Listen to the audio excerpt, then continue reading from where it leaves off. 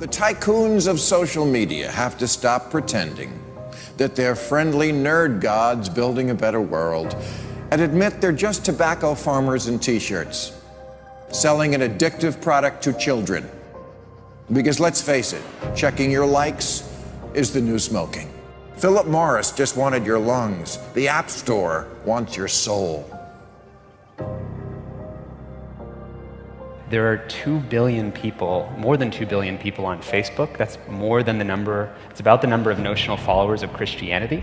People check their phones 150 times a day, the millennial sort of audience.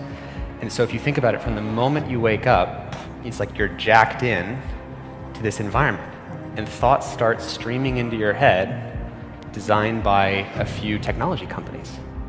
What we find is the typical person checks their phone every 15 minutes or less, and half of the time they check their phone, there's no alert, no notification. It's coming from inside their head telling them, gee, I haven't checked in Facebook in a while. I haven't checked on this Twitter feed for a while. I wonder if somebody commented on my Instagram post. That then generates cortisol, and it starts to make you anxious, and eventually your goal is to get rid of that anxiety, so you check in. And apparently we feel stressed when we can't get our phone or when our battery is about to die. You probably know this feeling. And a research done in Australia among 3,000 people under the age of 30 found that 9 out of every 10 admit to feel this anxiety while having his battery dying.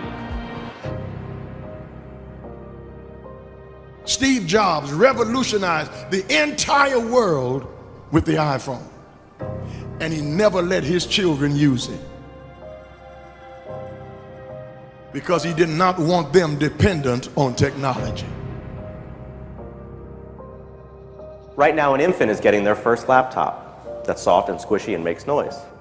Right now, a child is being born online and being favorited and retweeted.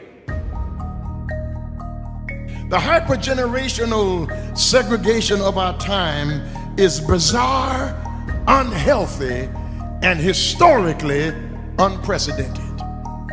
You've never seen the like of people sitting at a table in a restaurant not talking to each other because they're texting and using their Facebook and Instagram and Twitter, and they are at the table and don't even know each other. In the house and can't even talk to each other. And the pressure that's on us to be like everybody else is so great that everybody tries to live like they're in a reality show. As a culture, we don't have enough in common anymore. And that's because the internet, which was supposed to unite the world, has become too adept at serving us personalized content. Do you know what I saw on Yahoo's front page this morning? No, you don't, because mine isn't the same as yours. People get news feeds now that just spit back customized stories based on what we've clicked on in the past. We are great consumers, but poor producers. We will buy what we can't afford with money that we don't have to impress people we don't even know, trying to be like everybody else. Get off of Facebook and put your face in a book. Right now, a teenager is photoshopping their selfie because as a society, we're telling them they're not good enough.